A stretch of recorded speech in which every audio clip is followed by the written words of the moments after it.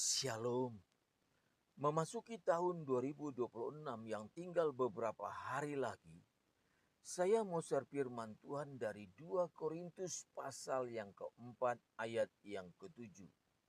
Firman Tuhan berkata, "Tetapi harta ini kami punyai dalam bejana tanah liat, supaya nyata bahwa kekuatan yang melimpah-limpah itu berasal dari Allah, bukan dari diri kami." Perhatikan kalimat kekuatan.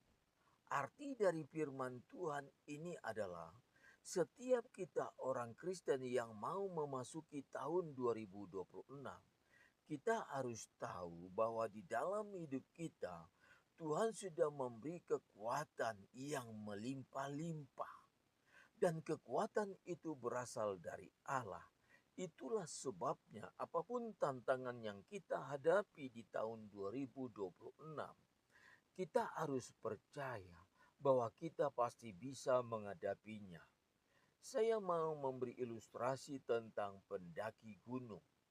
Ada berbagai tantangan yang harus dihadapi oleh para pendaki gunung ketika mereka hampir mendekati puncak. Dengan kondisi fisik yang semakin lelah, mereka harus berhadapan dengan jalan yang semakin licin dan terjal.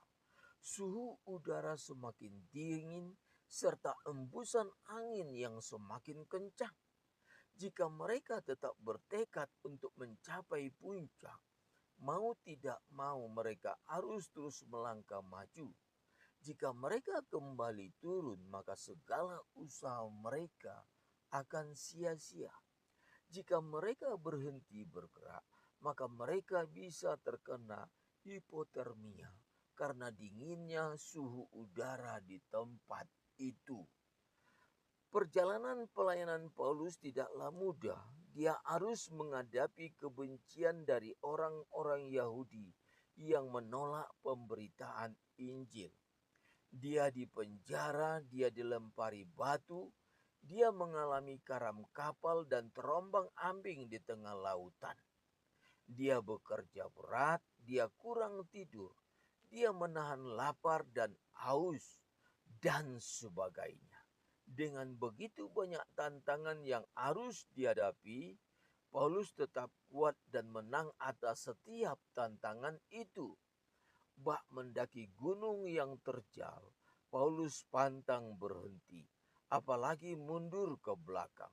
Jangankan mundur ke belakang, menengok ke belakang pun adalah pantangan bagi Paulus. Paulus punya tekad untuk menyelesaikan tugas sampai garis akhir. Saat ini kita berada di akhir tahun 2025 dan hendak memasuki tahun 2026. Perjalanan kita selama ini mungkin dihadapkan dengan banyak tantangan. Saya katakan jangan berhenti.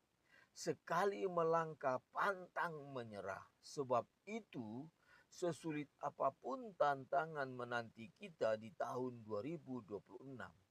Pastikan kita memiliki iman yang teguh di dalam Tuhan.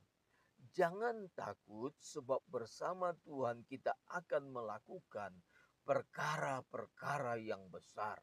Seperti moto hidup Paulus, kita tidak perlu tawar hati atau takut selama kita ingat bahwa kekuatan kita berasal dari Kristus.